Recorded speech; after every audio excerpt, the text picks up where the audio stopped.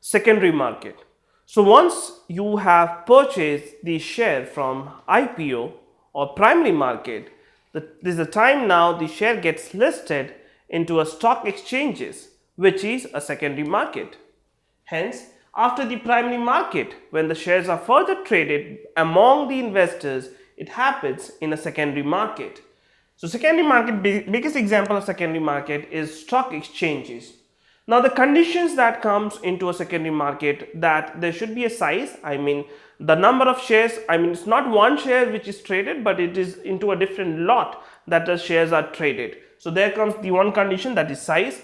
Secondary market is also very liquid, I mean provides the strength of liquidity. Tomorrow you want money and you want to get out of your investment, it's very easy and feasible because stock exchange provides you liquidity. Third is your ownership. Now ownership keeps on changing from one investor to another investor in secondary market or stock exchange. It's not, ownership doesn't belong to one person, but the person who has purchased the share, the ownership also gets transferred. This also provides the continuous price discovery of the particular asset in the stock market. Now one thing we need to understand is that today or anytime in stock exchanges, 10% people only go by the analysis or calculating the intrinsic value of the particular asset.